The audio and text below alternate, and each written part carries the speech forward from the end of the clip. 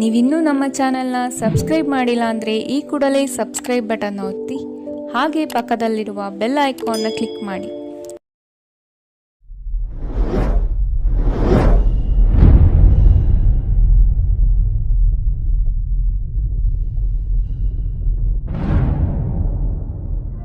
Friends, ಈ reading ನಿಮಗೆ ಅನ್ವಯಿಸಿದರೆ ಅಥವಾ ರೆಸೋನೇಟ್ ಆದರೆ ಮಾತ್ರ ತೊಗೊಳ್ಳಿ, ಇಲ್ಲಾಂದರೆ ಬಿಟ್ಬಿಡಿ. ಇನ್ನು ಕಾರ್ಡ್ಸ್ನ ಶಫಲ್ ಮಾಡಿದಾಗೆ ನನಗೆ first card queen of pentacles ಬಂದಿದೆ. ಯಾವಾಗಲೂ ಹೇಳುವ ಹಾಗೆ first card is A strongest card ಅಂತ. ಕ್ವೀನ್ ಆಫ್ ಪೆಂಟಿಕಲ್ಸ್ ಬಂದಿರೋದ್ರಿಂದ ತುಂಬ ಹಣದ ಬಗ್ಗೆ ಯೋಚನೆ ಇದೆ. ಸೊ ನಿಮ್ಗೇನಾದರೂ ಮ್ಯಾಟರ್ ಆಗುತ್ತೆ ಒಂದು ವಿಷಯ ಅಂದರೆ ಅದು ಕೆಲಸದ ವಿಷಯ ಅಂತ ಅನಿಸುತ್ತೆ, ಸ್ಟೆಬಿಲಿಟಿ ಅಂತ ಅನಿಸುತ್ತೆ, ಬೀಯಿಂಗ್ ರೆಸ್ಪಾನ್ಸಿಬಲ್ ಪರ್ಸನ್ ಅಂತ ಅನಿಸುತ್ತೆ. ತುಂಬ ರೆಸ್ಪಾನ್ಸಿಬಿಲಿಟೀಸ್ನ ತೊಗೊಳ್ತಾ ಇದ್ದೀರಾ ನೀವು ಅಥವಾ ನೀವು ಕನೆಕ್ಟ್ ಆಗಿರೋ ಪಾರ್ಟ್ನರು. ಟೈಮ್ ಟು ಮ್ಯಾನೇಜ್ ಅಂತ ಹೇಳುತ್ತೆ. ಎಲ್ಲನೂ ಹೇಗೆ ಮ್ಯಾನೇಜ್ ಮಾಡ್ಕೊಂಡು ಹೋಗ್ತೀರಾ ಅನ್ನೋದ್ರ ಬಗ್ಗೆ. ಮೇ ಬಿ ನೀವು ಕನೆಕ್ಟ್ ಆಗಿರೋ ವ್ಯಕ್ತಿ ಅಥವಾ ನಿಮ್ಮ ಹಸ್ಬೆಂಡು, ವೈಫು, ಮೇ ಬಿ ಸಿಂಹರಾಶಿಯವರು ಇರ್ಬೋದು. ಕ್ವೀನ್ ಆಫ್ ಪೆಂಟಿಕಲ್ಸ್ ಸರ್ಟನ್ ಆರ್ಡರ್ಸ್ನ ಅಂತ ಹೇಳ್ಬೋದು. ಕೆಲವೊಂದು ಬಿಸ್ನೆಸ್ ಮಾಡ್ತಾಯಿದ್ರೆ ಕೆಲವು ಗೋಲ್ಸ್ನ ರೀಚ್ ಆಗಬೇಕು, ಡೆಡ್ಲೈನ್ ಮುಗಿಯೋದ್ರೊಳಗೆ ವರ್ಕ್ನ ಕಂಪ್ಲೀಟ್ ಮಾಡಬೇಕು.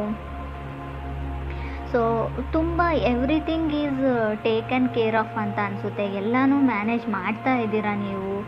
ಸೊ ಮೇ ಬಿ ಕೆಲವ್ರಿಗಿದು ಹೊಸದಾಗಿ ಯೂಶ್ವಲಿ ಏನಾದರೂ ಇನ್ವೆಸ್ಟ್ಮೆಂಟ್ ಮಾಡ್ತಾ ಇದ್ರು ಕೂಡ ಕ್ವೀನ್ ಆಫ್ ಪೆಂಟಿಕಲ್ಸ್ ಕಾರ್ಡ್ ಬಂದಿರುತ್ತೆ. ಯಾವುದ್ರ ಮೇಲಾದರೂ ಇನ್ವೆಸ್ಟ್ಮೆಂಟ್, ನಿಮ್ಮ ವೈಫು, ನಿಮ್ಮ ಪಾರ್ಟ್ನರ್ಗೋಸ್ಕರನೋ ಏನಾದರೂ ಶಾಪಿಂಗ್ ಮಾಡ್ತಾಯಿದ್ರೆ, ಗಿಪ್ಪರ್ಟಿ ತೊಗೊಳ್ತಾ ಇದ್ರು ಕೂಡ ಈ ಕಾರ್ಡ್ ಬಂದಿರುತ್ತೆ. ಸೆಕೆಂಡ್ ಕಾರ್ಡ್ ನನಗೆ ಹ್ಯಾಂಗ್ ಮ್ಯಾನ್ ಬಂದಿದೆ.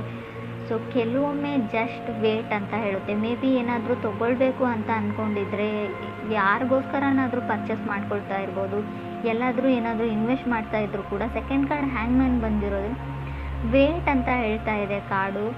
ಸ್ವಲ್ಪ ವಿಚಾರಿಸಿ ಅದ್ರ ಬಗ್ಗೆ ಪೇಪರ್ಸ್ನ, ಡಾಕ್ಯುಮೆಂಟ್ಸ್ನ ವೆರಿಫೈ ಚೆನ್ನಾಗಿ ಮಾಡಿಕೊಂಡು ಮುಂದುವರಿರಿ ಅಂತ ಹೇಳ್ಬೋದು.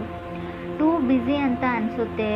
ಸೊ ಮೇ ಬಿ ನಿಮ್ಮ ಪಾರ್ಟ್ನರ್ ನಿಮ್ಮ ಥರನೇ ಇರ್ಬೋದು. ಮಿರರಿಂಗ್ ಆಫ್ ಈಚ್ ಅದರ್ ಅಂತ ಹೇಳ್ತೀವಿ. ನೀವು ಹೇಗಿದ್ದೀರೋ ಆ ಪರ್ಸನ್ನು ಕೂಡ ಹಾಗೇ ಇದ್ದಾರೆ ಅಂತ ಹೇಳ್ಬೋದು.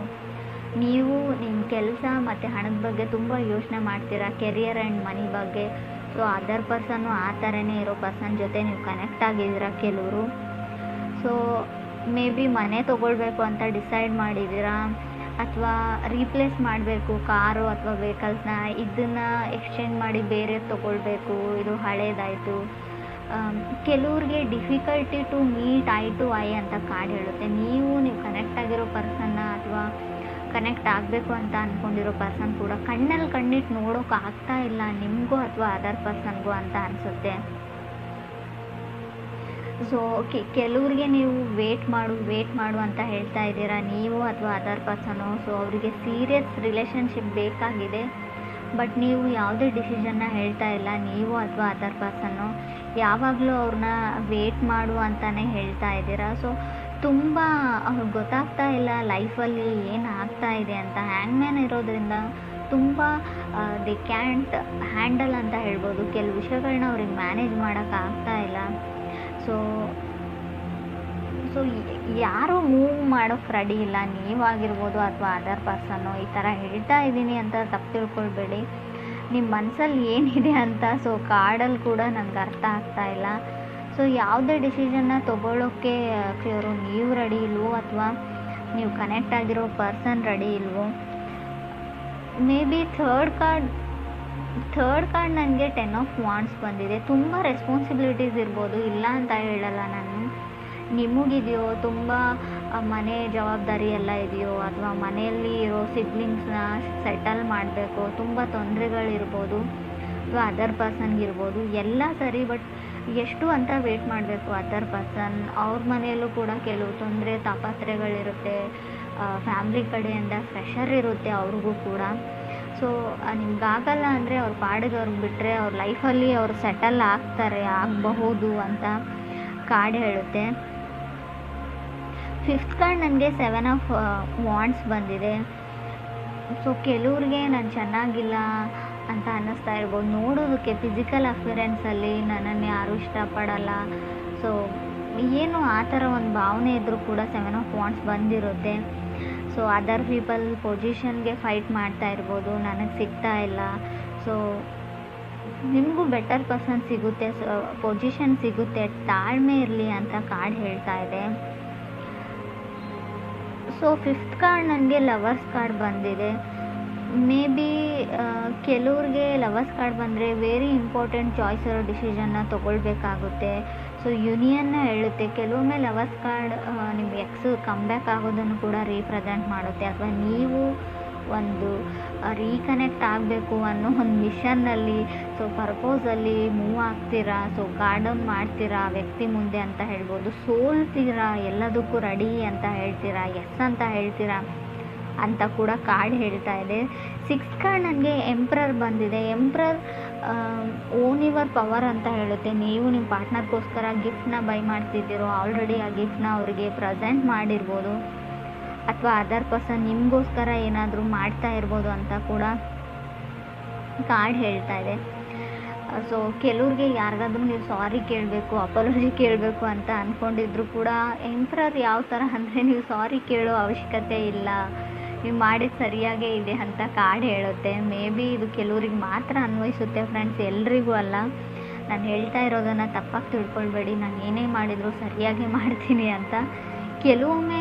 ಕೆಲವ್ರಿಗೆ ಯಾರಿಗಾದ್ರೂ ನೀವು ಕ್ಷಮೆ ಕೇಳಬೇಕು ಅಂತ ಅಂದ್ಕೊಂಡಿದ್ರೆ ನಾಟ್ ಗುಡ್ ಅಂತ ಕಾರ್ಡ್ ಹೇಳುತ್ತೆ.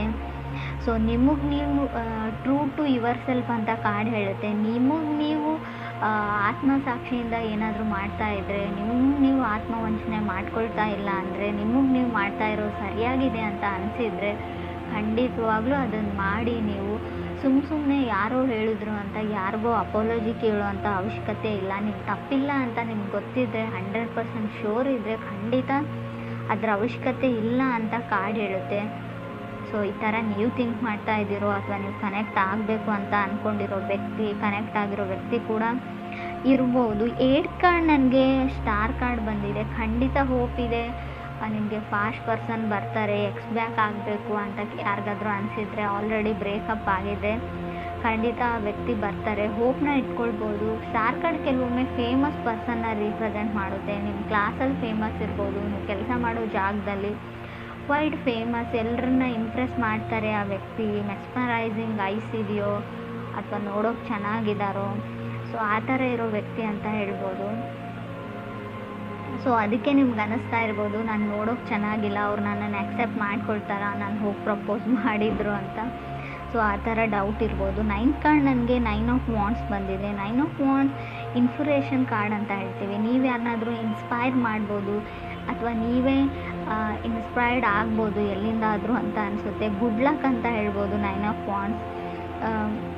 ಮೇ ಬಿ ಸ್ವಲ್ಪ ಒಂಟಿಯಾಗಿರಬೇಕಾಗುತ್ತೆ 9 ಆಫ್ ವಾಂಡ್ಸ್ ಬಂದರೆ. ಯಾರೂ ನಿಮಗೆ ಸಾಥ್ ಕೊಡೋಲ್ಲ. ಕೆಲಸ ಮುಗಿದು ಸಕ್ಸಸ್ ಆದಮೇಲೆ ಸೊ ತುಂಬ ಜನ ನಿಮ್ಮ ಜೊತೆಗಿರ್ತಾರೆ, ಬಟ್ ಆ ಕೆಲಸನ ಕಂಪ್ಲೀಟ್ ಮಾಡೋದ್ರಲ್ಲಿರೋ ಸ್ಟ್ರಗಲ್ನಲ್ಲಿ ಯಾರೂ ನಿಮಗೆ ಸಪೋರ್ಟ್ ಮಾಡಲ್ಲ ಅಂತ ಅನಿಸುತ್ತೆ ನನಗೆ. ಕಾರ್ಡ್ ಕೂಡ ಅದನ್ನೇ ಹೇಳ್ತಾ ಇದೆ. ಸೊ ಕೆಲವರು ತುಂಬ ಕ್ರಿಯೇಟಿವ್ ಆಗಿ ಏನೋ ಬಿಲ್ಡ್ ಮಾಡ್ತಾ ಇದ್ರು ಕೂಡ 9 ಆಫ್ ವಾಂಡ್ಸ್ ಬಂದಿರುತ್ತೆ. ಸೊ ಲವ್ ಲೈಫ್ ರೀಡಿಂಗ್ ಆಗಿರೋದ್ರಿಂದ ಸೊ ನಿಮ್ಮ ಪಾರ್ಟ್ನರ್ ಸಪೋರ್ಟ್ ಸಿಗೋದು ಕಮ್ಮಿ, ಕೆಲವ್ರಿಗೆ ಸಿಗ್ತಾ ಇಲ್ಲ, ನಿಮ್ಮನ್ನು ಅವ್ರು ನಂಬ್ತಾ ಇಲ್ಲ ಅಂತ ಹೇಳ್ಬೋದು. ಸೊ ಮೇ ಬಿ ಅಫಿಷಿಯಲಿ ಅವ್ರಿಗೇನೋ ಬೇಕಾಗಿದೆ, ಅಫಿಷಿಯಲಿ ಅವ್ರು ನೀವು ಮದುವೆ ಆಗಬೇಕು, ಅಥವಾ ಅಲ್ಲಿವರೆಗೂ ಅವ್ರಿಗೆ ನಂಬಿಕೆ ಬರಲ್ಲ, ನೀವೇನೇ ಹೇಳಿದ್ರು ಅವ್ರು ನಂಬ್ತಾ ಇಲ್ಲ ಅಂತ ಹೇಳ್ಬೋದು. 10th ಕಾರ್ಡ್ ನನಗೆ ಹರ್ಮೆಟ್ ಕಾರ್ಡ್ ಬಂದಿದೆ. ಸೊ ತುಂಬ ಟ್ರಸ್ಟ್ ಇಶ್ಯೂಸ್ ಇದೆ ಅಂತ ಹೇಳ್ಬೋದು. ನಂಬಿಕೆ ಪ್ರಶ್ನೆ, ನಿಮ್ಮನ್ನು ನಂಬೋಕ್ಕಾಗ್ತಾ ಇಲ್ಲ, ನಿಮ್ಮನ್ನು ನಂಬೋದಾ, ನಾನು ನಿಮಗೋಸ್ಕರ ವೇಟ್ ಮಾಡ್ಬೋದಾ ಅನ್ನೋ ಥಾಟ್ ಎಲ್ಲ ಬರ್ತಾ ಇದೆ ಅವ್ರಿಗೆ. ಸೊ ಖಂಡಿತವಾಗ್ಲೂ ಕೆಲವ್ರಿಗೆ ಇನ್ಸೆಕ್ಯೂರಿಟೀಸ್ ಕಾಡುತ್ತೆ. ಸೊ ನೀವು ಅವರು ನಂಬಿಕೆ ಉಳಿಸ್ಕೊಳ್ಳುವಂಥ ಕೆಲಸ ನೀವು ಮಾಡಿಲ್ವೋ, ಅಥವಾ ನಿಮ್ಮ ಪಾರ್ಟ್ನರ್ ಮಾಡಿಲ್ವೋ, ತುಂಬ ಬರ್ಡನ್ ಫೀಲ್ ಆಗ್ತಾ ಇದೆ ಅಂತ ಹೇಳ್ಬೋದು. 9 ಆಫ್ ವಾಂಡ್ಸ್ ಕೆಲವೊಮ್ಮೆ ಬರ್ಡನ್ನು ಕೂಡ ರೀಪ್ರೆಸೆಂಟ್ ಮಾಡುತ್ತೆ, ಅದು ಕೂಡ ರಿಯಲ್ ಬರ್ಡನ್ನು. ಸೊ ಇನ್ನೇನು ಆ ವ್ಯಕ್ತಿ ಮನಸ್ಸನ್ನ ನೀವು ಪರಿವರ್ತನೆ ಮಾಡಿರ್ತೀರಾ, ಕನ್ವಿನ್ಸ್ ಮಾಡಿರ್ತೀರಾ ಅಪಾಲಜಿ ಕೇಳಿ. ಸೊ ಸಡನ್ನಾಗಿ ಅವ್ರು ನೀವು ಹಾಕಿರೋ ಎಫರ್ಟ್ಸ್ನೆಲ್ಲ ಬಿಟ್ಬಿಟ್ಟು ಮತ್ತೆ ಹಳೇ ಹರ್ಟ್ ಕಡೆ ಹೋಗಿಬಿಡ್ತಾರೆ. ನೀವು ಹಾಗೆ ಹೇಳಿದ್ರಿ ನನಗೆ, ಹೀಗೆ ಮಾಡಿದ್ರಿ ನನಗೆ. ಸೊ ಅದು ಹಳೇದನ್ನು ಅವ್ರು ಬಿಡ್ತಾ ಇಲ್ಲ. ನೀವು ಹೊಸದಾಗಿ ಏನೇ ಎಫರ್ಟ್ ಹಾಕಿದ್ರು ಕೂಡ, ಏನೇ ಟ್ರೈ ಮಾಡಿದ್ರು ಕೂಡ ಅವ್ರ ಮನಸ್ಸು ಆ ಕಡೆನೇ ಹೋಗುತ್ತೆ, ಫಾಸ್ಟ್ ಕಡೆಗೆ ಅಂತ ಹೇಳ್ಬೋದು. ಸೊ ಮೇ ಬಿ ಸೊ ಅವ್ರಿಗೇನೋ ಗೊತ್ತಿಲ್ಲ, ಇನ್ಸೆಕ್ಯೂರಿಟೀಸ್ ಇದೆ, ಅವ್ರು ನಿಮ್ಮನ್ನು ನಂಬೋಕ್ಕಾಗ್ತಾ ಇಲ್ಲ. ಅಗೇನ್ ಸಮಥಿಂಗ್ ನೀವು ಅವ್ರಿಗಿರೋ ಭಾವನೆಗೂ ಕೂಡ ರೆಸ್ಪೆಕ್ಟ್ ಕೊಡಿ, ಅವ್ರಿಗೆ ಹೆಲ್ಪ್ ಮಾಡಿ. ಮೆಂಟಲಿ ಏನಿದೆ ತಲೆ ಒಳಗೆ ಅದನ್ನು ತೆಗಿಯೋಕ್ಕೆ ಹೆಲ್ಪ್ ಮಾಡಿದರೆ ಖಂಡಿತವಾಗ್ಲೂ ಒಂದು ಒಳ್ಳೆ ಎಂಡ್ ಅಂತ ಹೇಳ್ಬೋದು, ರಿಸಲ್ಟ್ ಸಿಗುತ್ತೆ ಅಂತ ಕೂಡ ಕಾರ್ಡ್ ಹೇಳುತ್ತೆ.